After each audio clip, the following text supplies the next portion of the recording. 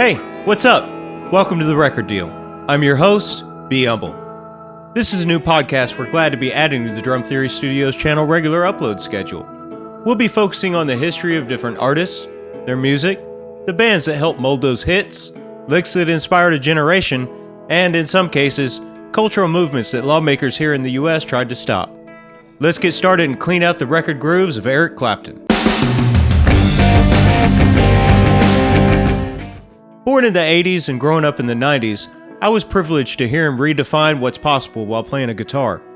He and his bandmates, the greats that influenced him, the contemporaries that jammed with him, well, they created a musical epic that I still appreciate today.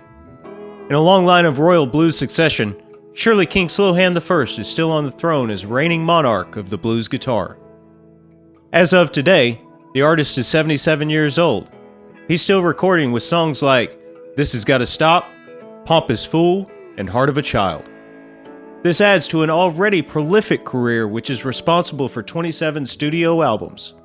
And as of this recording, he'll be performing live in more than 5 separate countries in this year alone, including TD Gardens and Madison Square Gardens here in the US, Nokia Arena in Finland, Royal Arena in Denmark, Sports Palace in Belgium, and PSD Bank Dome in Germany. As a teenager, Eric had a family that encouraged musical talent. Where he first found enjoyment, he later found sanctuary from sorrow and a lifelong pursuit of the blues.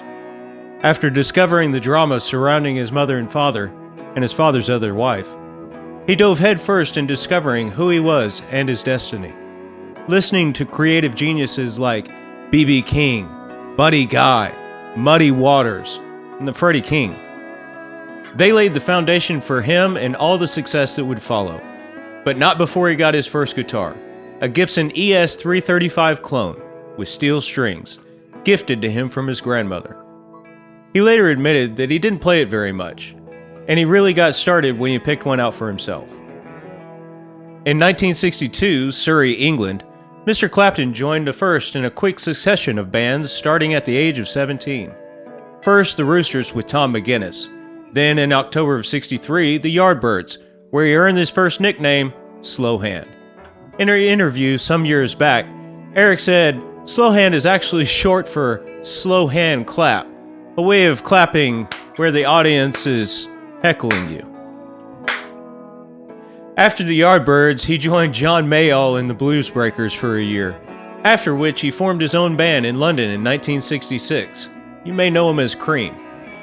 With Jack Bruce and Ginger Baker, both amazing artists in their own right.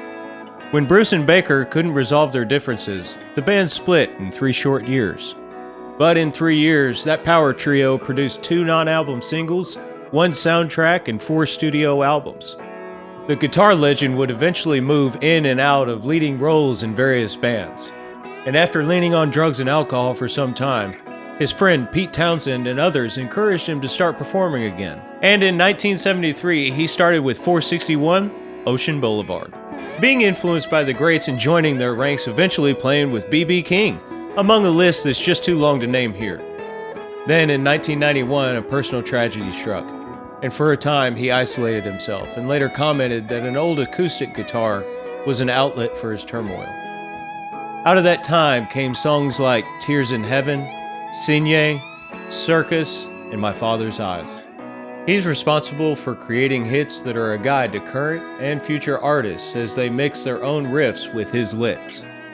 To be sure, there are a great many people responsible for how this trailblazer was molded, but the grooves he cut in vinyl did a little molding of their own. And with that, we must close. We started with Eric, but there are so many artists and albums to go before we get to the bottom of our record stack. Who do you think should be next? Leave a suggestion in the comments. Like what you're seeing here at Drum Theory Studios? Consider subscribing. Thank you for joining us, and look for the notifications of our next episode on The Record Deal, when we drop the needle on another generation of defining classics.